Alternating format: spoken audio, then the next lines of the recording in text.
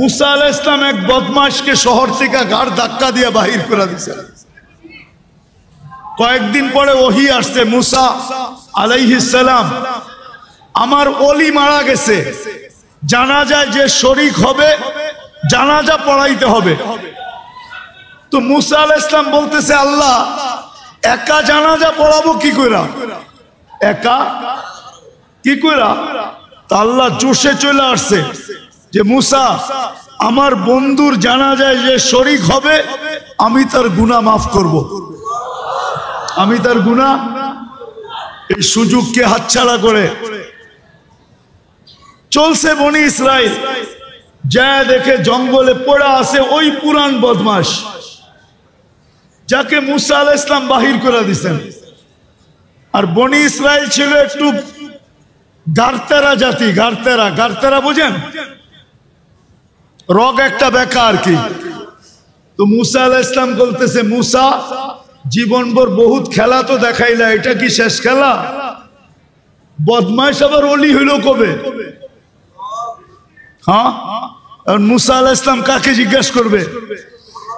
উনি ওহির অপেক্ষায় আছে। একটু পরে আল্লাহ ওহি পাঠাইছে, মুসা আলাইহিস সালাম ছিল তো বদমাশ সত্য, কিন্তু ফালাম্মা করুবাল মউত, আরবি শব্দগুলা কিন্তু ভালো মতে শুনেন।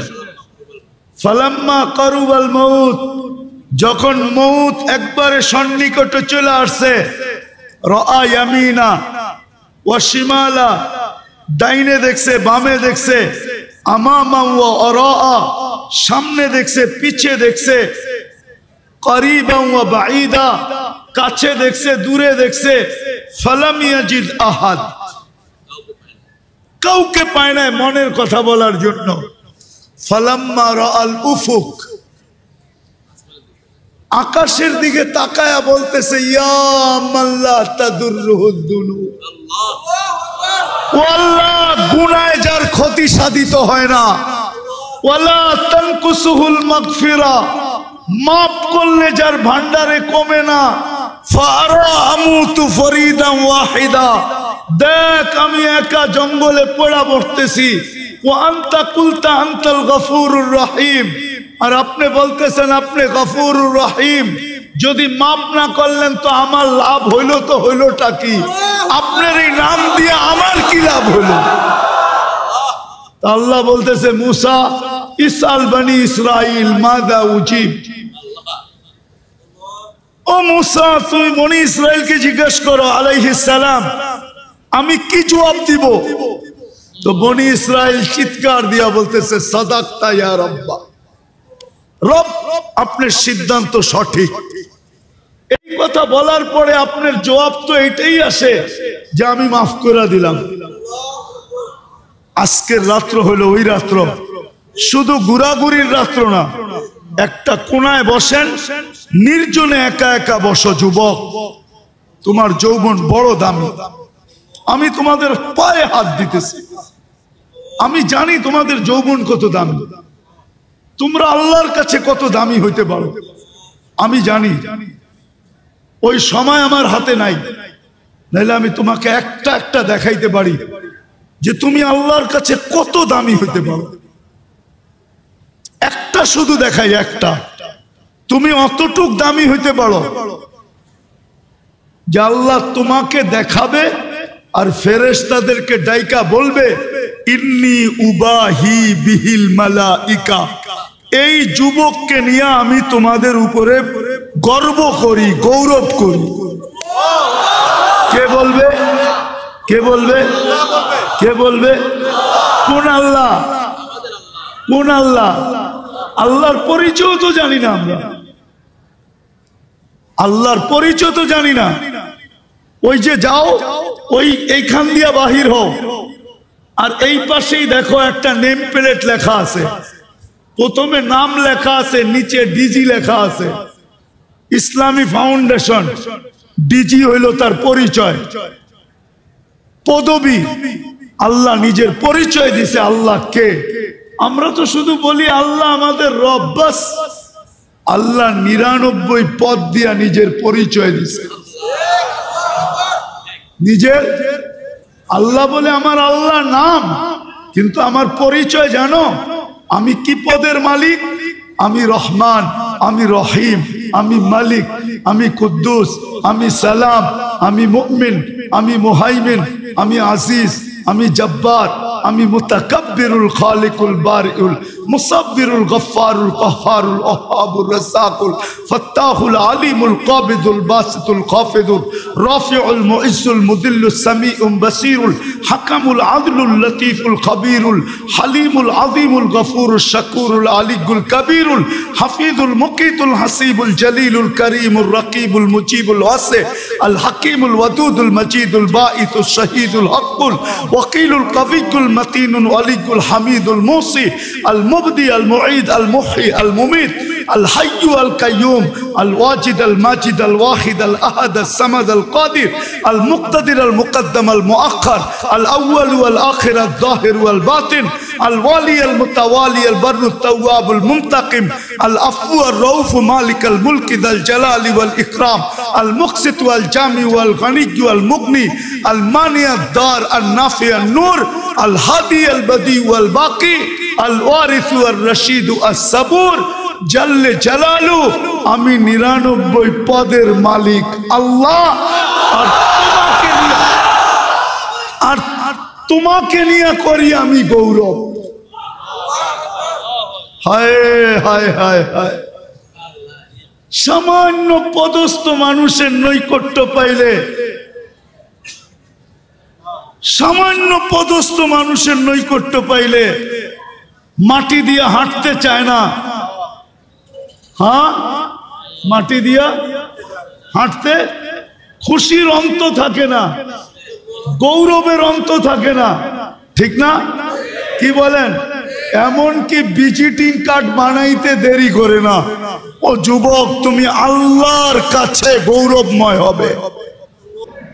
দেখেন, শাহজালাল রহমতুল্লাহ আলাইহির কাছে কিন্তু কিছুই ছিল না, শুধু একটা জায়নামাজ ছিল। কি ছিল?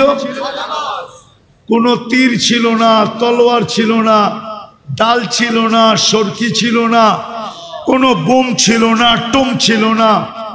কিন্তু উনি সিলেট বিজয় করছেন না? করেন না? কি দিয়া? শুধু জায়নামাজ। শুধু জায়নামাজটাই হইল আত্মশুদ্ধির রং আর কালারের বিস্ফোরণ।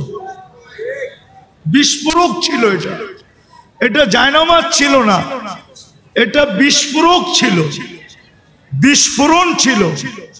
ওনার আত্মশুদ্ধির কারণে, রং আর ঘ্রাণের কারণে যখন রাজা গোর গোবিন্দ দেখছে যে পানির উপর দিয়া জায়নামাজে বৈশা পার হইতেছে, তো ও বুদ্ধিমান ছিল, ও বুঝা ফেলছে মাত্র আমাকে জায়নামাজ দেখাইছে, কিন্তু জায়নামাজের মালিক দেখায় নাই। যদি জায়নামাজের মালিক দেখা দেয় তাইলে কিন্তু আমার অবস্থা আরো খারাপ হবে। বিদায় বাবা, জানিয়া পালাও, জানিয়া পালাও। তো আজকের রাত্রটা আসলে ওনার নির্জনে বৈশা যতটুকু নিজের গুনাহ মনে আছে যে আমি কি কি গুনাহ করছি, আমার সর্ব অঙ্গ দ্বারা কি কি গুনাহ হয়েছে, নির্জনে বৈশা ওইটাকে স্মরণ করা আর ভাবতে থাকা একটা শব্দ যে এই গুনাহগুলা যদি আল্লাহ মিটায় না দিলেন, মুছায় না দিলেন, মাপ না করলেন, তা আমি এই চেহারাটা নিয়ে সর্বপ্রথম হাউজে কাউসারে কিভাবে দাঁড়াবো? কেননা হাউজে কাউসার থেকে যে বিতাড়িত হবে ও সর্ব জায়গার থেকে বিতাড়িত হবে, ওকে আর কোনো জায়গায় স্থান দেওয়া হবে না। আর হাউজে কাউসারের পানি যার পেটে যাবে, ও কোনো না কোনো বাহানায়, কোনো না কোনো ভাবে, কোনো না কোনো উসিলায়, কোনো না কোনো পদ্ধতিতে, কোনো না কোনো ফাঁক ফোকর দিয়া ও জান্নাতে যাবেই যাবে, যাবেই যাবে, যাবেই যাবে, যাবেই যাবে। কেননা যেই পেটে হাউজে কাউসার যাবে, ওই পেট কোনোদিন দুজকে যাবে না।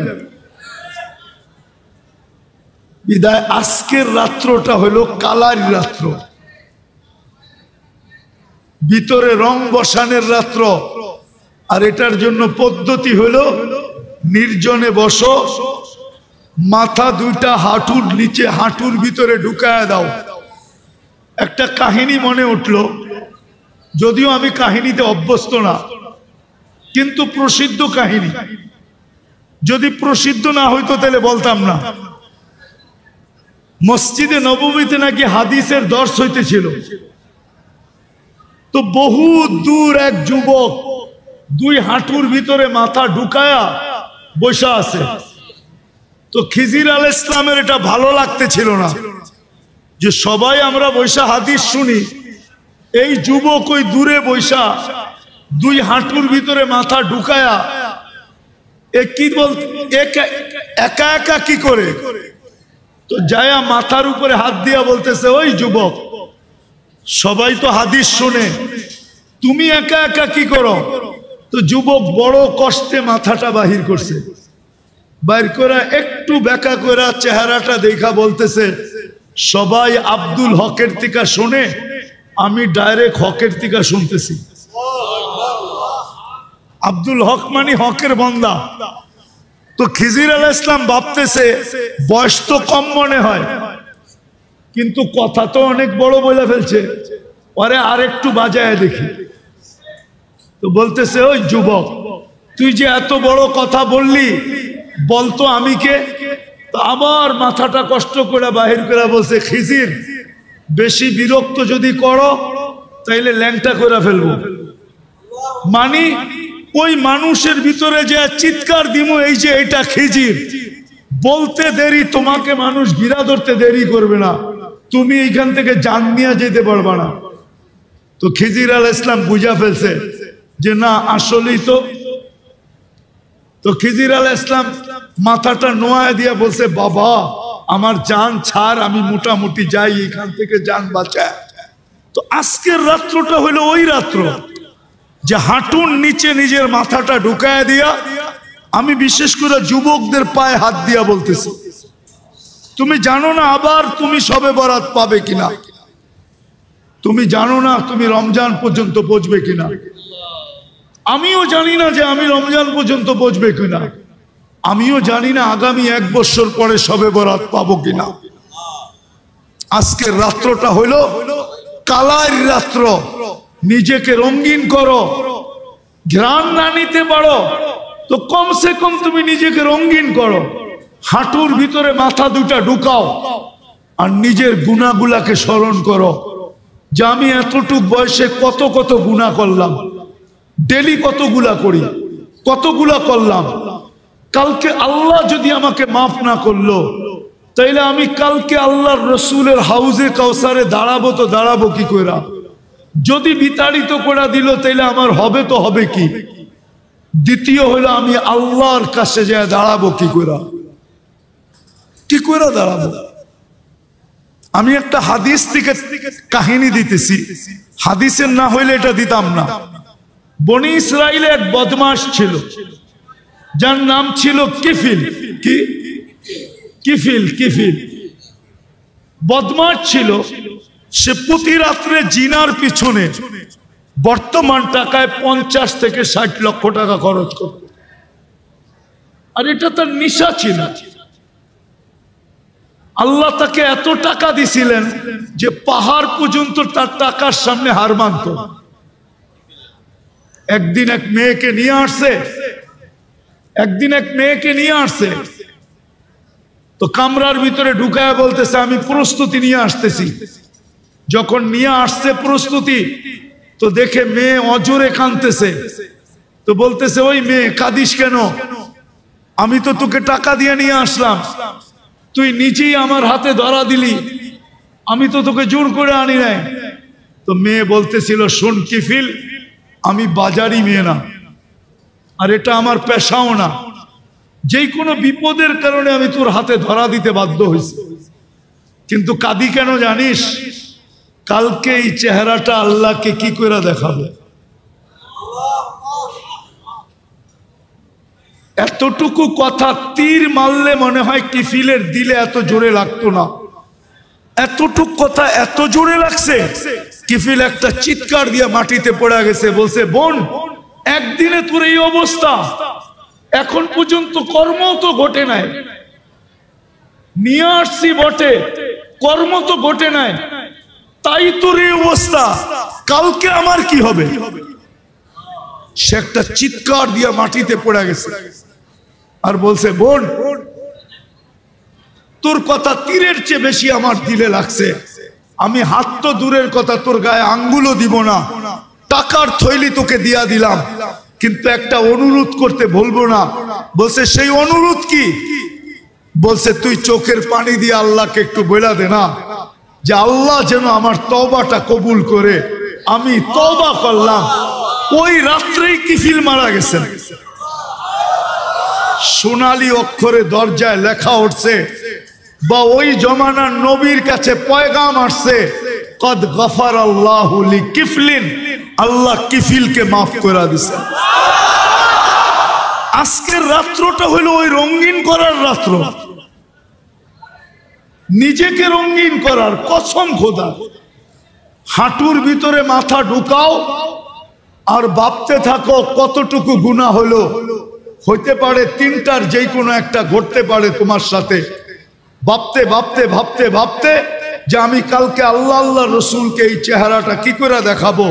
হইতে পারে তোমার অগোচরে এখানে একটু পানিও জমতে পারে, হতে পারে তোমার অগোচরে এক ফোঁটা পানি গাল পর্যন্ত আসতে পারে, হতে পারে তোমার ভিতর থেকে একটা চিৎকার বাহির হতে পারে যে আল্লাহ, আয় আল্লাহ, বরকতের রাত্রি, রহমতের রাত্রি, 13 নাম বিশিষ্ট রাত্রি, আয় আল্লাহ, আয় আল্লাহ, আপনি আমাকে মাফ।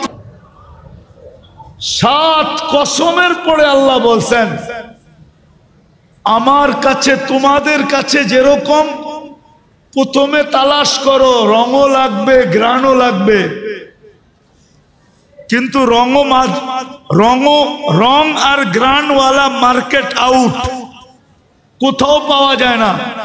এখন যুবক তালাশ করতেছে যে একটা রং আলা হইলেও চলবে, নাইলে কিন্তু জুতার বাড়ি, নাইলে কিন্তু গেলেই তো জুতা দেখাবে, ঠিক না? মনে হয় বুঝাইতে পারি নাই। হ্যাঁ, আল্লাহ বলে 7 কসম খায়া বলতেছেন যে আমার কাছেও কিন্তু রঙও লাগবে গ্রানও লাগবে, রঙও লাগবে, রঙও লাগবে, গ্রানও, রঙও লাগবে গ্রানও লাগবে। কিন্তু আল্লাহকে যদি প্রশ্ন করি, আল্লাহ রং গ্রান তো নাই, শুধু রং আছে, তা আল্লাহ বলে শুধু রং হইলেও চলবে, কিন্তু ওই রংটা আমার বন্ধুর রঙে রঙিন হইতে হবে। ওই রংটা আমার বন্ধুর রঙে রঙিন হইতে হবে, রঙে রঙিন হইতে হবে। একটা কথা বলছেন, আমি একটা প্রশ্ন করি আপনাদেরকে, আচ্ছা বলেন তো, সাক্ষী ছাড়া কোনো কেস চলে? যদি সরকার বাদী হয় তারপরও লাগবে সাক্ষী, লাগবে। হ্যাঁ, যদি পুলিশ বাদী হয় লাগবে। তাহলে কিয়ামতের দিন তো আল্লাহ বিচার কার্য শুরু করবেন। কিয়ামতের মাঠে বিচার দিনের স্বামী আল্লাহ, ঠিক না? বিচার কাজ আল্লাহ পরিচালনা করবেন, ঠিক না? আল্লাহকে যদি প্রশ্ন করি, আল্লাহ সাক্ষীকে, আপনি যে বিচার কাজ করবেন সাক্ষী কই? জবাব কি আপনাদের কাছে? অনেকে বলবেন সাক্ষী হইল কেরামান কাতিবিন, ঠিক না? ভুল। কেননা ফেরেশতা মুকাল্লাফ না, ফেরেশতা হুকুমের অধীন না, ফেরেশতা শরীয়তের অধীন না। সাক্ষী এটা শরীয়তের বিষয়, আর ফেরেশতা শরীয়তের কি না, মুকাল্লাফ। কিছু আলেম ওলামা আছেন তো এখানে, বুঝেন তো? ফেরেশতা শরীয়তের মুকাল্লাফ না, তাহলে ওরা সাক্ষী দিবে তো কি করে? ওরা পেপার দিতে পারে কিন্তু সাক্ষী দিতে পারে না। লিখিত পেপারটা দিতে পারে, সাক্ষী দিতে পারে না। তো আল্লাহ বলে আমি সাক্ষী এই উম্মতে মুহাম্মাদীকে নির্ধারণ করছি। আমরা হইলাম কিয়ামতের মাঠের রাজ সাক্ষী। রাজ সাক্ষী বোঝেন? কিছু সাক্ষী থাকে বিলকুল গোপনীয়, এটাকে কি বলে? রাজ সাক্ষী। আমরা হইলাম ওই সাক্ষী। কোরআন বলতেছে শুহাদা আলান নাস, কিয়ামতের দিন আমি তোমাদেরকে সাক্ষী হিসাবে আমার পাশে দাঁড় করাবো। এই জন্য জালালউদ্দিন সুয়ুতি রহমতুল্লাহ আলাইহি মুস্তাকিল একটা কিতাব লেখছেন এই আয়াতের উপরে, শুহাদা আলান নাসের উপরে। উনি মুস্তাকিল একটা ছোট একটা বই লেখছেন, ছোট একটা কিতাব। আপনাকে খুঁজে বের করতে হবে, কিন্তু আমি নাম দিব না,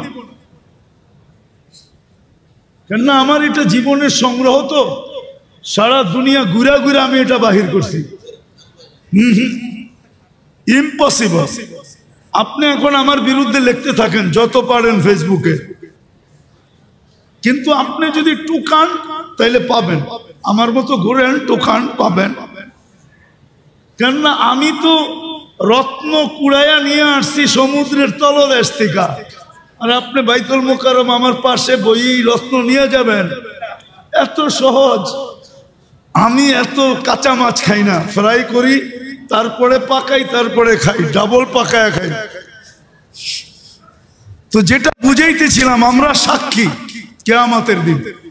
এটার উপরে জালালউদ্দিন সুয়ুতি রহমতুল্লাহ আলাইহি মুস্তাকিল কিতাব লেখছেন, শুধু এতটুক শব্দ দিয়ে শুহাদা আলান নাস। তারপরে উনি দলিল নিয়ে আসছেন, শত দলিল আনছেন, উনি লেখছেন। তো যেটা বুঝাইতেছিলাম, আমি শেষ জায়গায় চলে আসছি, দেড়টা বাজতে চলছে। আল্লাহ আমাদেরকে গ্রহণ করবেন রং দেখা আর ঘ্রাণ দেখা।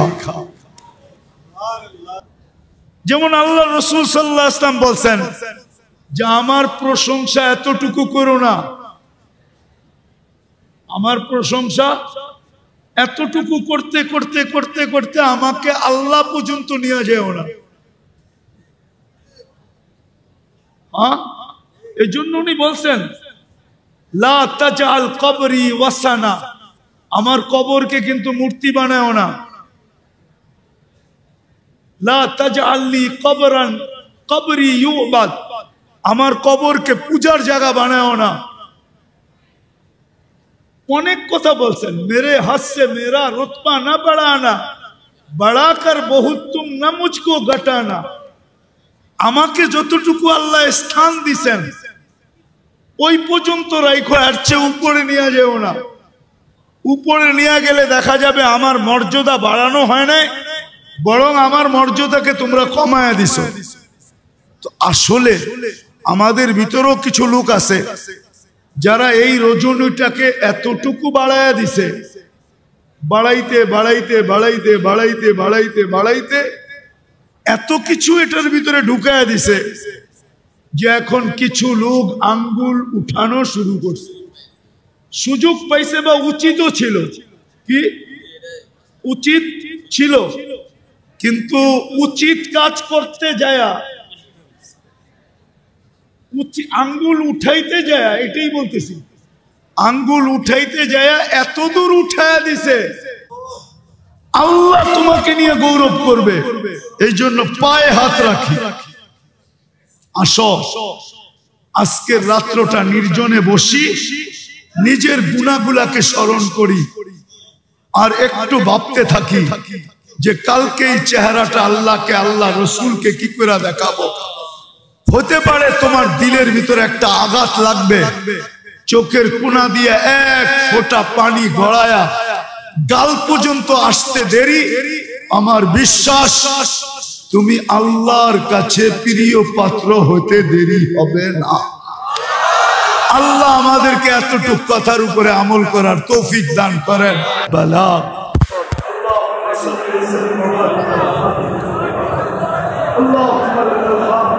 كما ينبغي لجلال وجه الله سبحانه ইয়া আল্লাহ ইয়া আল্লাহ লা ইলাহা ইল্লা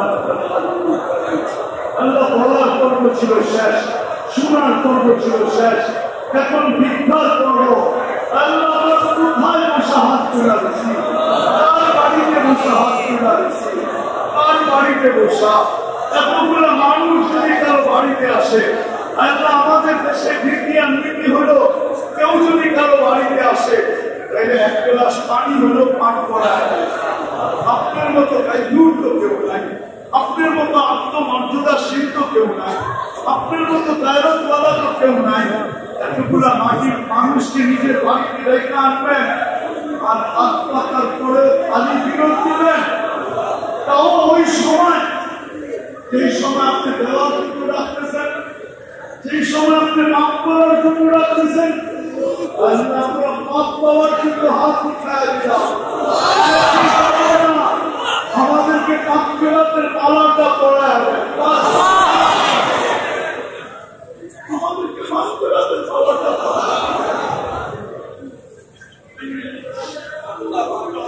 আজকে হাবিবের উম্মতকে মাফ করে দেন, আপনার বন্ধুর উম্মতকে মাফ করে দেন, আপনার হাবিবের উম্মতকে মাফ করে দেন, পুরো উম্মতকে মাফ করে দেন। ইসলামের সাথে সাথে জিন্নাতকেও মাফ করে দেন, আল্লাহকেও মাফ করে দেন, মজলুমকেও মাফ করে দেন, প্রত্যেকটা উম্মতকে মাফ করে দেন। আয় আল্লাহ, যে নিজেকে উম্মত বইলা মনে মনে ভাবে, প্রকাশ করুক আর না করুক, ওকেও মাফ করে দেন।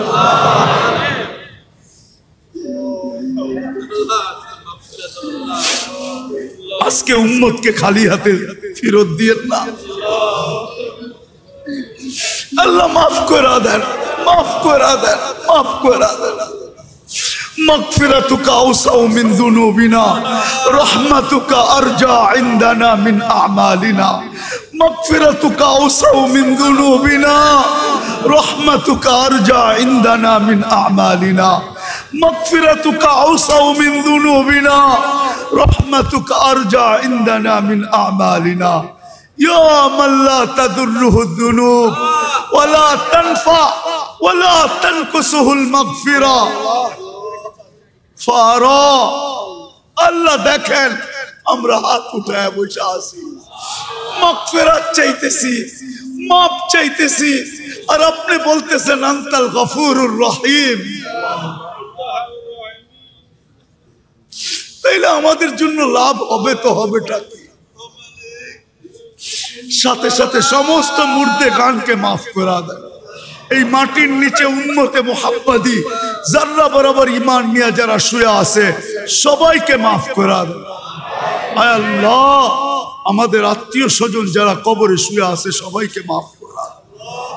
আয় আল্লাহ, আয় আল্লাহ, আয় আল্লাহ, ফাউন্ডেশনের কর্মকর্তা প্রতিষ্ঠাতারা সহ যারাই দুনিয়ার থেকে চলে গেছে ইসলামী ফাউন্ডেশনের খেদমত করতে করতে, আয় আল্লাহ সবাইকে আপনি মাগফিরাতের চাদর দিয়ে ঢাকেন। আয় আল্লাহ, এই ফাউন্ডেশন থেকে আপনি আরো দিনের কাজ নিয়ে আনেন, আরো দিনের কাজ নিয়ে আনেন, আরো দিনের কাজ নিয়ে আনেন। আয় আল্লাহ, এদের যদি কোনো প্রয়োজন থাকে, এদের যদি কোনো প্রয়োজন থাকে, আয় আল্লাহ আপনি কুদরত দ্বারা ওই প্রয়োজনগুলা ফাউন্ডেশনের মিটায় দেন।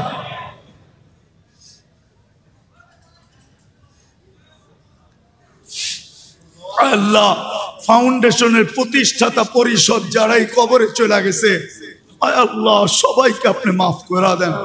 আল্লাহ আমাদের দেশটাকে আপনি সুরক্ষিত করেন, হেফাজত করেন, আর সর্ব ধরনের বিপর্যয়ের থেকে রক্ষা করেন, সমস্ত ধরনের বিপর্যয়ের থেকে রক্ষা করেন, সমস্ত ধরনের আসমানি জমিনি বালার থেকে হেফাজত করেন।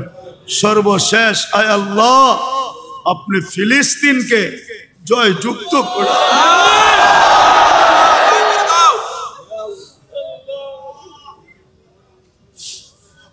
আল্লাহ এনালক হাতি নিয়ে আসছে, আপনি আবাবিলকে পাথর দিয়া পাউডার বানানোর জন্য পাঠায়া দিছেন।